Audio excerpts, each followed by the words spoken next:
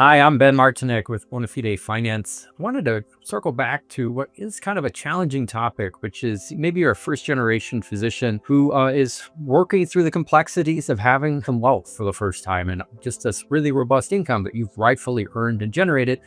But now perhaps you have had some family members who helped assist you along the way, and that you're kind of expecting or hoping that you're going to help them out financially because they helped you out financially, and you feel an obligation to be of help to them because, well, they helped you. And so, like, how can you not reciprocate, especially when it's your family? And so, just want to talk through, like, well, what do you do in that situation? If you find yourself there, I think one of the realities we have to just say out loud is like, look, your wealth is not unlimited.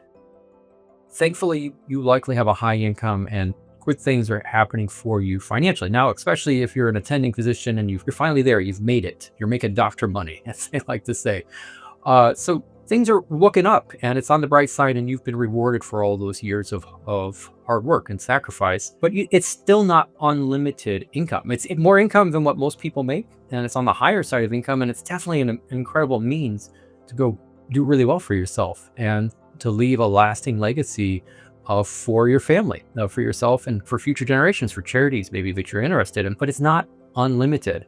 And so our first step is we need to kind of come up to terms of like, what are we going to give back to the family who has given us? Like, let's establish some boundaries and a budget and a perimeter on it. Because as much as we love our family and as much as they did help us, and as much as, they deserve even to be given some reward back for this, at the end of the day, they didn't earn that MD. You were the one who earned it. And so they were part of your journey, but they're not the whole reason why you are now a physician.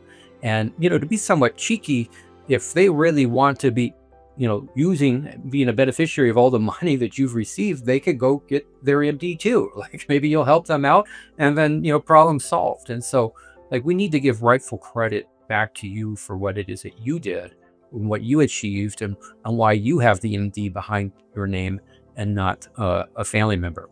And so they gave a partial contribution to where you're at. And so consequently, they deserve a partial reward, not an unlimited reward, because your money's not unlimited. So if you give them an open-ended, unlimited reward, they could potentially exhaust you. They can bankrupt you. You can run yourself into the ground.